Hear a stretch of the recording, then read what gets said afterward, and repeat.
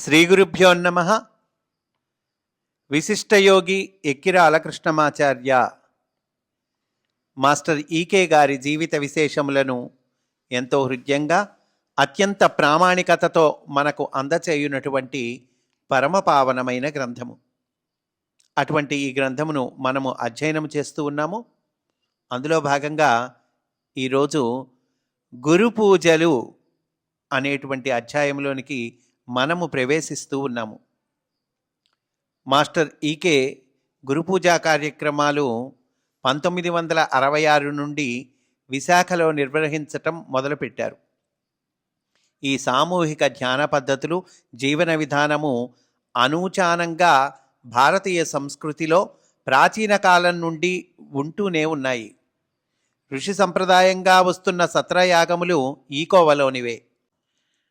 బృంద జీవనము, పరస్పరము అవగాహన, వివిధ ఆధ్యాత్మిక అంశములపై గోష్ఠులు, శాస్త్ర చర్చలు, సాముదాయిక వేదనాదోచ్చారణ ఇవన్నీ అందులోని అంశాలే.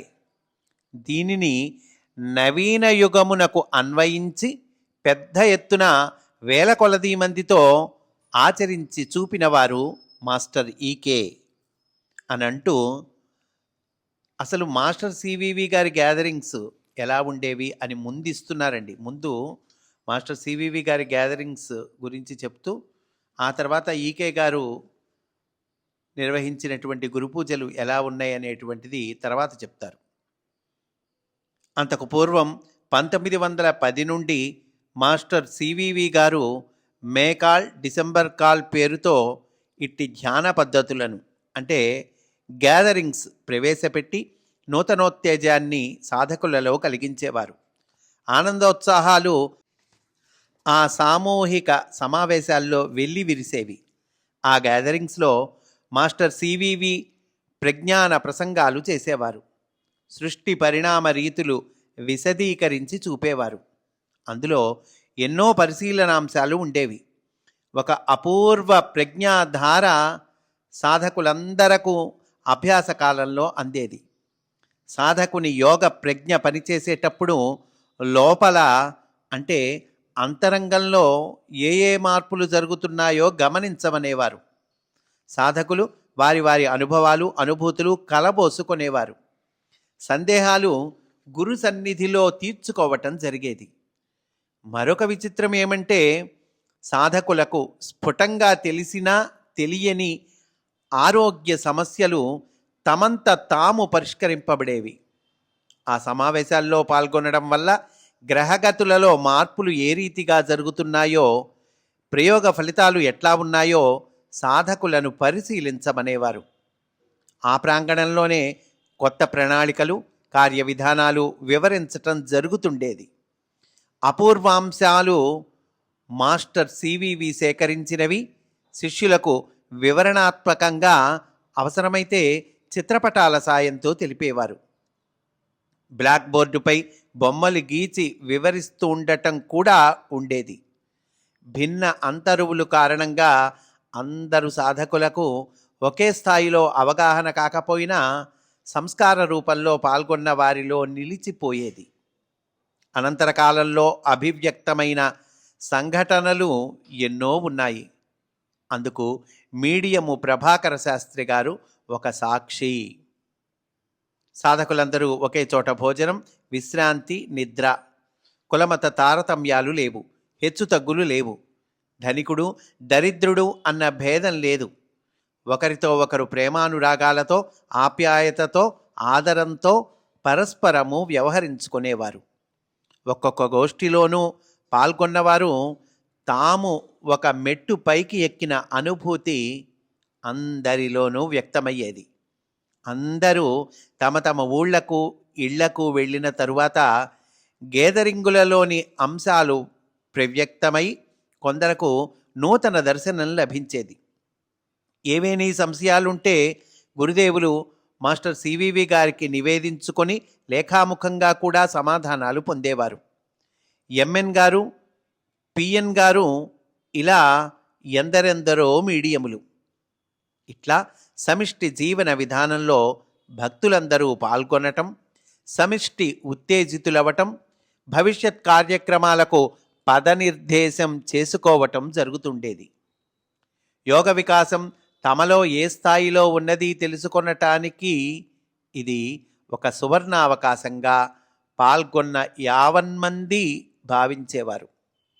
కాగా ఈ బృంద జీవన పద్ధతి ప్రధానంగా ఆధ్యాత్మిక గోష్ఠులలో పాటింపబడేది. సమతా భావన పరివ్యాప్తమయ్యేది. అందరిలో పరమగురువులను దర్శించుకోవటం అనే అపూర్వ అనుభవం ఉండేది. విశ్వజీవన ప్రణాళికలో ఇదొక కీలక అంశం. ఒకే సర్వాంతర్యామి ప్రజ్ఞ బహుముఖీనంగా దిగివచ్చి వారి వారి ప్రజ్ఞలుగా భాషించేది. ఇట్టి అనేకానేక ప్రజ్ఞలు కలిసి సామూహికంగా జీవించగలిగినప్పుడు ఒక పరమ ప్రజ్ఞలో అందరూ సంలీనం అవుతారు. సామూహిక ధ్యాన విధానము అంటే గ్రూప్ మెడిటేషన్ అవసరమని మాస్టర్ సివివి గారు ఆచరణాత్మకంగా నిరూపణ చేయటం జరిగింది. ఈ గేదరింగులలోనే సామూహిక ఉపదేశములు అంటే ఇనీషియేషన్స్ జరిగేవి. ఎంఎన్ గారు అట్లా డిసెంబర్ కాల్కు వెళ్ళి ఇనీషియేట్ అయిన వారే. ఎంఎన్ గారు పరమగురువులు మాస్టర్ సివివి అడుగుజాడల్లోనే తామున్ను సామూహిక ధ్యాన పద్ధతులు ఉత్తేజకరంగా నిర్వహించటం, ఆ సమయాల్లోనే కోర్సులు చేయించటం ఉండేది. మాస్టర్ సివివి గారు భౌతికము వదిలిన తర్వాత మీడియము ఎన్ఆర్బివి కుంభకోణంలో మాస్టర్ గారి యోగా స్కూలులో ఇట్లాగే గ్యాదరింగ్స్ నిర్వహించటం చాలామంది ఎరుగుదురు. అన్ని యోగ ధ్యాన మార్గాలలోనూ సామూహిక ప్రార్థనా విధానము ఉంటూ వస్తున్నదే. శ్రేయోదాయకమైనది కూడా.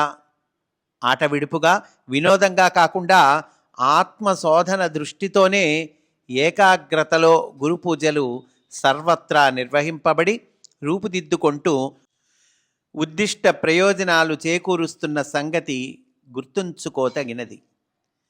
క్రియాశీలము గురుపూజా విధానంలో దీక్ష దీనికి ప్రాతిపదిక. మీడియము వేటూరి ప్రభాకర శాస్త్రి గారికి కూడా గురు పూజలు మీడియములతో వారి వారి శిష్య బృందాలతో యోగ సాధన వల్ల ఉపకృతి పొందిన వారితో విశాల ప్రాతిపదికపై చేయాలనే సంకల్పం ఉండేది అని పెద్దలు చెప్పగా విన్నాను. ఈ కీలకాంశాన్ని ప్రధానీకరించుకొని మరికొన్ని నూతనాంశాలు చేర్చి మాస్టర్ ఈకే గురు పూజా కార్యక్రమాలు నిర్వహించారు. ఇక్కడి నుంచి ఇంకా మాస్టర్ ఈకే గారు ఎలా నిర్వహించారు గురు పూజా కార్యక్రమాలు అది చెబుతూ ఉన్నారండి. ఏం చేశారట మాస్టారు? అదిగో సివివి గారు ఇదిగో ఈ గ్యాదరింగ్స్ ఇవన్నీ గ్రూప్ మెడిటేషన్ ఇవన్నీ చేశారు కదండి, ధ్యాన పద్ధతులు ఇవన్నీ చేశారు కదా, ఆ కీలకాంశాన్ని ప్రధానీకరించుకొని అంటున్నారండి.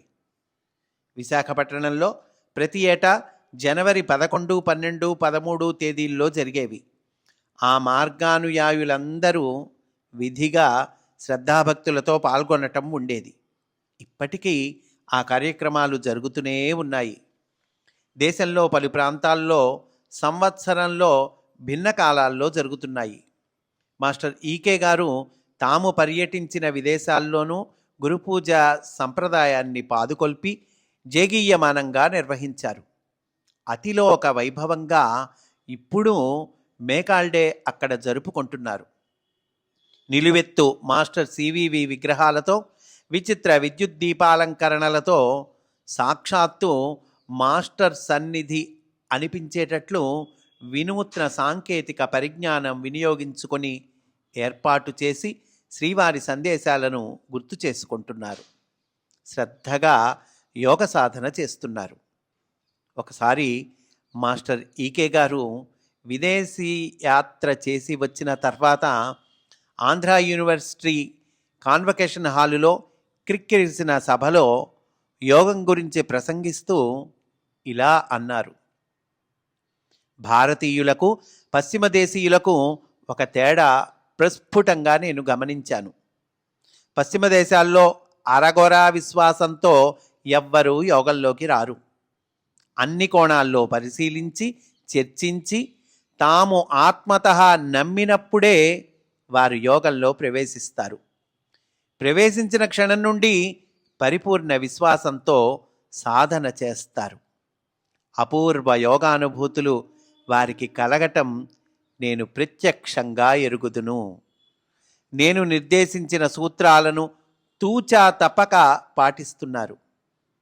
ఉభయ సంధ్యలలో సరిగ్గా 6 గంటలకు ఉపాసన దీక్షతో నడుపుతున్నారు. ఇక్కడ మన భారతదేశంలో తత్రాపి తెలుగునాట అంతటి అచంచల విశ్వాసంతో యోగ సాధన చేసేవారు, యోగానికే అంకితమైన వారు అత్యల్ప సంఖ్యలో ఉంటున్నారు. ఆ సభలో నేను ఒక శ్రోతను, రచయిత చెప్తూ ఉన్నారండి. మాస్టారు ఇట్లా అన్నారు, ఆ సభలో నేను ఒక శ్రోతను అంటున్నారు. అయితే గురు పూజలు ఎందుకు పెట్టినట్లు? క్రమశిక్షణము, ఆచరణము, అభ్యాసము, సేవ అనేవి ఆధారముగా కలిగిన యోగ పద్ధతిని అభ్యాసము చేయటానికి మనము ఈ గురు పూజలు పెట్టుకున్నాము. ఈ మహాసంకల్పంతో గురు పూజలు ఏర్పాటు చేయబడినాయి. గురుదర్శనము గూర్చి వివరిస్తూ, భౌతికముగా కనపడు గురువు అంతర్యామి అయిన వెలుగునకు ప్రతీక మాత్రమే. కావున గురువుని సేవించట అంటే అందరిలోనూ అన్ని సన్నివేశములలోనూ గురువును దర్శించుటయే అన్నారు మాస్టర్ ఈకే గారు. ఆ తర్వాత విదేశాల్లో గురు పూజల గురించి చెప్తున్నారండి. విశాఖ జిల్లా గురు పూజల్లో పాల్గొన్న విదేశీయులు ప్రభావితులై 1988లో మేకాల్ 28, 29, 30 తేదీల్లో ఆల్ప్స్ పర్వత శ్రేణుల్లో నిర్వహించుకున్నారు.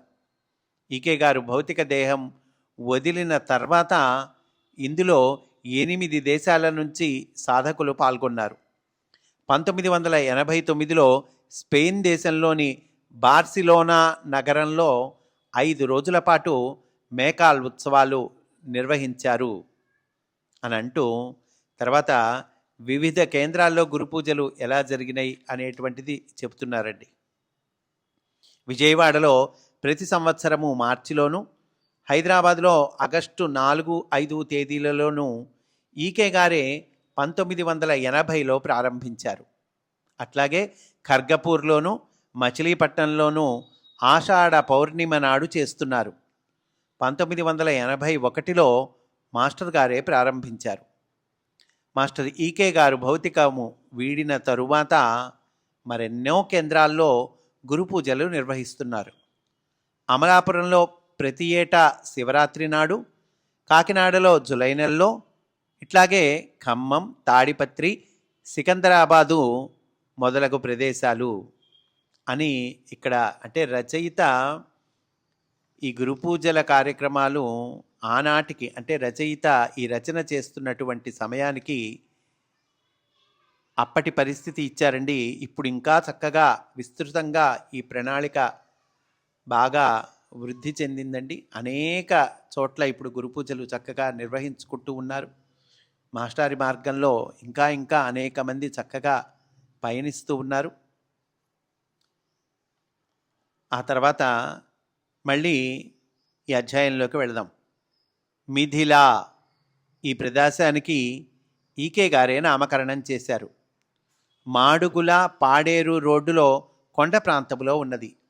1974లో భారీ ఎత్తున గురు పూజలు, 1975లో గాజువాక ప్రాంతం, 1976, 77లో శ్రీ పివిజి రాజుగారి బంగళా ప్రాంగణంలో, 1978 నుంచి సింహాచలంలో టీటీ దేవస్థానం వారి సత్రం భవనాలలో, 1988 సంవత్సరం నుంచి గుంటూరులోనూ వైభవంగా గురు పూజలు జరుగుతున్నాయి. అది ప్రధాన కేంద్రమైంది.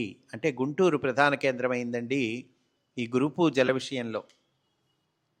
ఆ తర్వాత గురు పూజ వేదిక ఎలా ఉంటుంది వివరిస్తున్నారండి. సువిశాలమైన వేదిక, చిత్ర దీపాలంకరణతో, ముచ్చటైన పూలదండలతో సోయగాలు చిమ్ముతుంటుంది. మెట్లు మెట్లుగా అమర్చబడిన వేదికపై చిత్రపటాలు రాముడు, కృష్ణుడు, బుద్ధుడు, యేసుక్రీస్తు, జగద్గురువులు master Morya, master Kuthumi, Serapis, Hilarion, master CVV, అరవిందులు, Ramana Maharshi, Ramakrishna Paramahamsa, Shankaracharya, Sathya Sai Baba, master Jwalakul, Shirdi Sai Baba, master MN, master EK, ఇలా అన్నింటిలో ఒకే గురువును దర్శించటం ఈ అలంకరణ లక్ష్యం అనంటూ ప్రార్థన ఎలా చేసుకుంటాము, ఏమిటి అవి ఇస్తున్నారండి. ఉదయం సాయంకాలాల్లో సరిగ్గా 6 గంటల సమయానికి ఓంకారనాద ముఖరితమవుతుంది ప్రాంగణం అంతా. ఆ ప్రణవనాదం యోగ సదస్సుల్లో పాల్గొన్న వారి అంతరంగ క్షేత్రాలను ప్రచోదనం చేయటమే కాదు, పరిశుద్ధిని చేస్తుంది. అంతకుముందు మంత్రమంత్రంగా వేదనాదం లేదా సుమధుర సంకీర్తనం, అటు పిమ్మట మాస్టర్ ఈకే గారు క్రమబద్ధం చేసిన prayer, master MN, master C V V అని సహస్రశీర్షా పురుష అన్నట్లు వేల కొలది కంఠాల నుండి ఏకధారగా ఏకకంఠంగా అంతరంగాన్ని ధర్మప్లావితం చేసేటట్లు వెలువడుతుంది. తరువాత ఉపనిషత్ శాంతి పాఠం.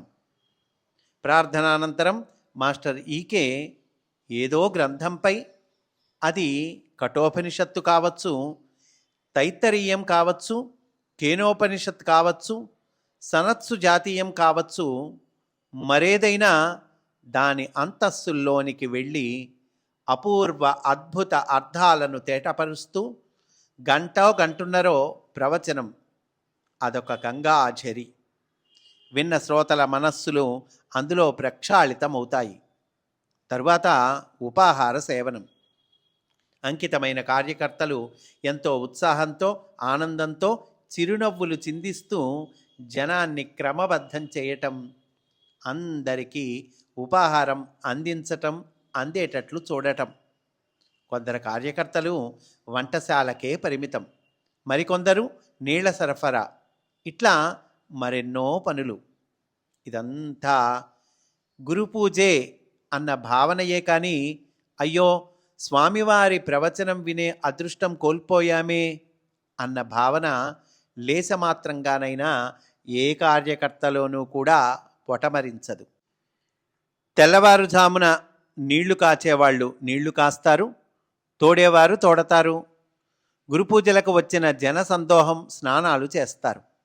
ఉదయం 6 గంటలకు ముందే ప్రార్థన ప్రాంగణంలోనికి అందరూ సకాలంలో రావాలి. 1 నిమిషం ఆలస్యమైన ద్వారపాలకులు రానియ్యరు. ఎంతటి పెద్దవారైనా ఆ నియమములకు లోబడవలసినదే.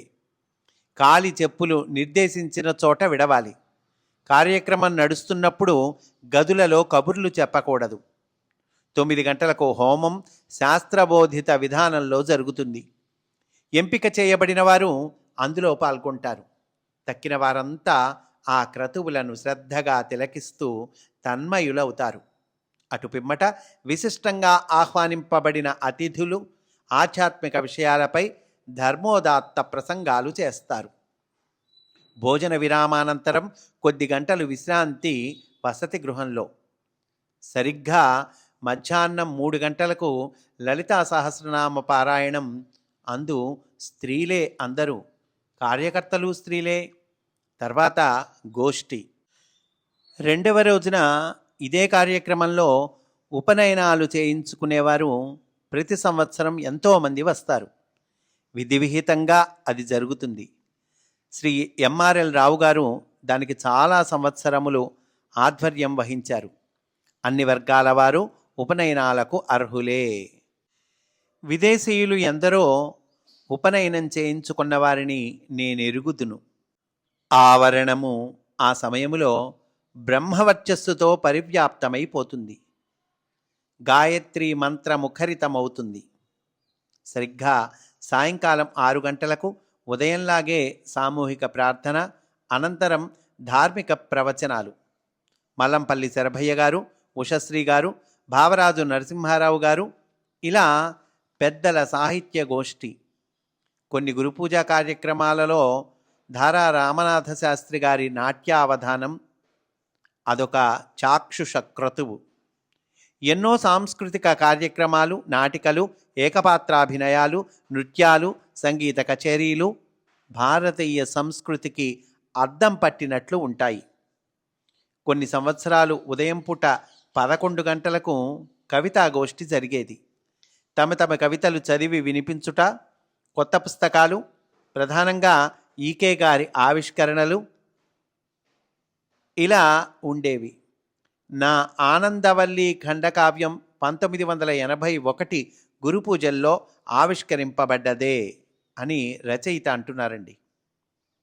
ఇలా 3 రోజులు గురుపూజలు ఒక మహాక్రతువు నిర్వహించినంత దీక్షతో నిర్వహించటం జరుగుతుంది. ఇందుగలడందులేడని ఆచార్యుల వారు అన్ని సన్నివేశాలలో చివరకు వంటశాల దగ్గర నుంచి పర్యవేక్షిస్తుంటారు. ఈ క్షణమాత్రం చేతనే పనులన్నీ యథావిధిగా జరుగుతాయి. వేదిక ప్రాంగణం ఆ 3 రోజులు దైవీయ వాతావరణంతో ప్రభావితమవుతుంది. ఈ విధంగా బృంద జీవనం కేంద్రంగా ఆశయంగా నిర్వహించటం, కార్యకర్తలకు శిక్షణ ఏకకాలంలో జరిగేవి. గురు పూజలకై వచ్చిన వారంతా పరమానంద భరితులై ఎంతో ఆ వాతావరణాన్ని మూటగట్టుకొని ఇంట్లకు చేరేవారు.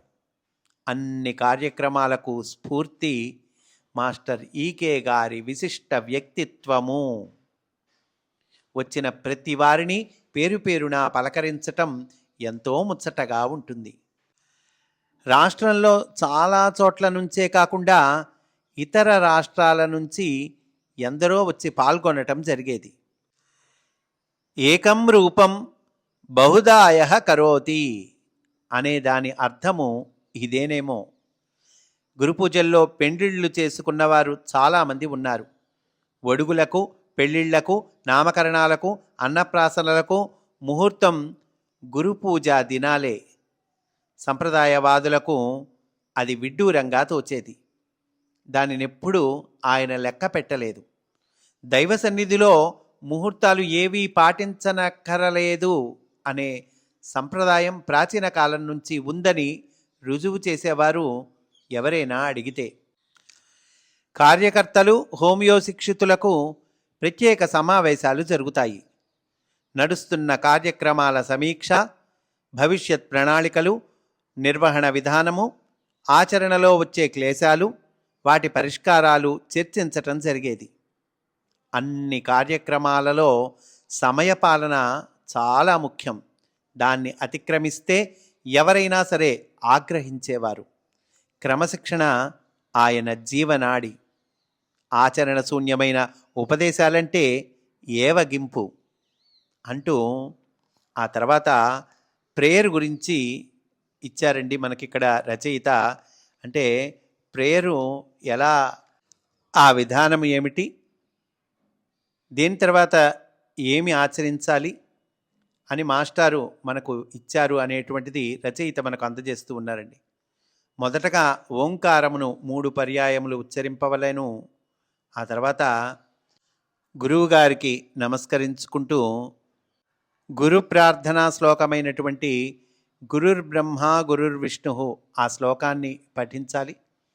ఆ తర్వాత పరమ గురువులకు నమస్కారం చెప్పుకోవటం అండి. ఆ తర్వాత కొంతసేపు నిశ్శబ్దము. ఆ తర్వాత గాయత్రి మంత్రము జపం చేయటము. కొద్దిపాటి విరామము తరువాత శాంతి మంత్రము అది పఠించాలి.